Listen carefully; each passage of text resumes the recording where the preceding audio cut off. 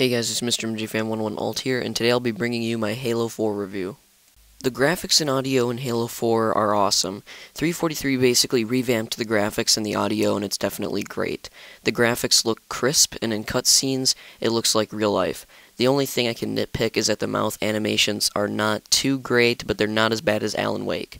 The gun sounds and vehicle sounds have also been revamped, and they sound great as well. The Warthog sounds like a monster truck, the Mongoose sounds like an actual four-wheeler, and the assault rifle sounds like an actual machine gun. The campaign is something that many Halo fans have been looking forward to in this game. Everyone was excited to play as Chief again and continue his story with Cortana. Now I'm going to say right off the bat that this campaign definitely delivers and does not disappoint. The story is very interesting, and without going into too many spoilers, a new enemy arises and Cortana is going through rampancy, so as you're trying to fight this new enemy, you're also trying to save Cortana, and it creates for sweet gameplay and storytelling. The scenes between Cortana and Chief are some of the most compelling I've seen in any video game. I can honestly see why so many people want a Halo movie. It is a great story that would definitely be an awesome movie if pulled off correctly. Anyways, the pacing in this campaign is also good. It even reminds me a bit of Halo 1 in the beginning.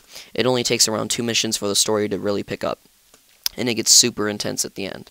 Now, here's a spoiler alert. If you haven't beaten the game yet, which you should have by now, you might want to mute the video until the spoiler title goes down from the screen.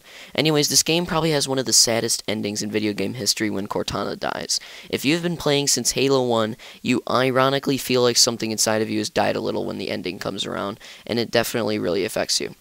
I have to give the developers some extra points for that. Now, one final thing I want to mention is that I like some of the new characters. Lasky especially is an awesome character, and I would definitely want to see more of him in the future. If you weren't looking forward to the campaign in Halo 4, you were probably looking forward to the multiplayer. Now, I'm going to warn you right now, my pronunciation in these reviews is usually perfect because I go through the sections several times to make it perfect. I have a lot to go through in multiplayer, so I might make some mistakes here and there. Just please bear with me, because I'm doing it in one take. Not one take, but it's just difficult. I have a lot to go through, so just try to bear with me. But anyways, here we go.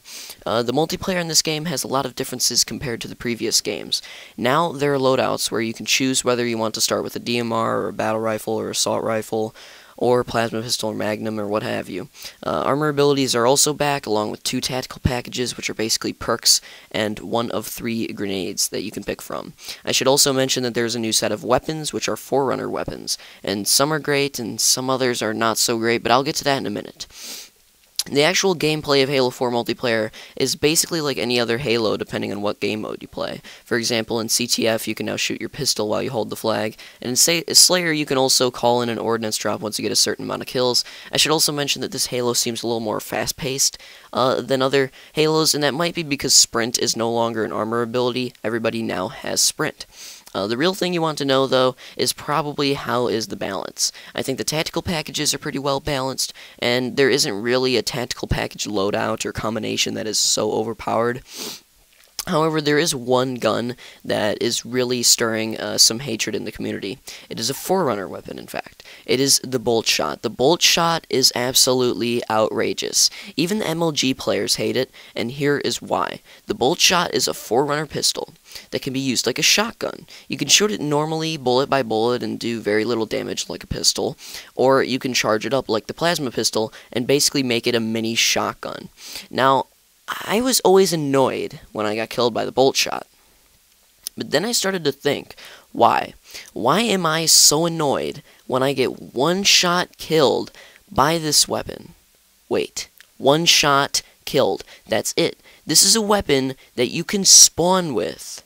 You can spawn with this weapon, and you have the ability to kill somebody in one shot with it. That's not right. That's not Halo. Never in Halo have you been able to spawn in a competitive game mode with a weapon that will one-shot, one-kill somebody else. And that is why the Bolt Shot is bull crap.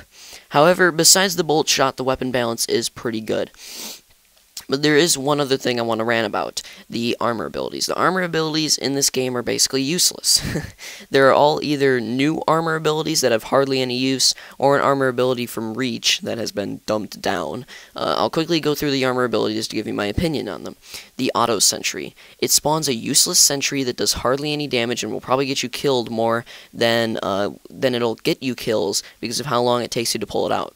active camo. It could be useful in some situations, but overall it's not that great compared to some of the other armor abilities, and the fast-paced nature of this game makes it a little difficult to be stealthy with it.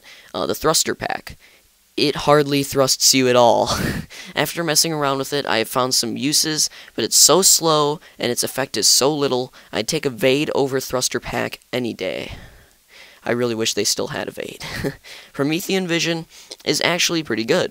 It's basically heat vision that lets you see through the enemy, that lets you see through walls, enemies through walls. It's pretty well balanced and useful. Hard light shield, it's only good in game types where you can try to advance on a base, like in CTF, but it's still not too great. Hologram.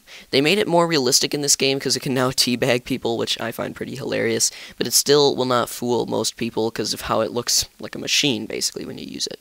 Regeneration field is decent, but similar to the auto sentry, you'll most likely get killed while pulling it out. Finally, jetpack. I surprisingly find jetpack, of all things, to be the most useful armor ability. That quick burst of air can sometimes throw off your enemy's aim, and make your aim on them a little bit easier. Also, if you're tired of people hiding behind rocks and base camping in Valhalla, you can just jetpack up and shoot them over the rock. Overall, I find just about every armor ability useless, except for jetpack, Promethean vision, and, in some cases, regeneration field. So yeah, only half of them are really useful. Anyways, I think it's time to go on to something else. Next up is something that was a little controversial at first, but then it got pretty well received. Spartan Ops. Spartan Ops is basically the campaign story continued in separate episodes that you can play cooperatively. It replaces Firefight, but isn't similar to it at all. The objectives in the Spartan Ops episodes are completely different than Firefight. Another plus to Spartan Ops is the different seasons. Basically, there will be a set of 5 or so weeks where they will release one episode a week.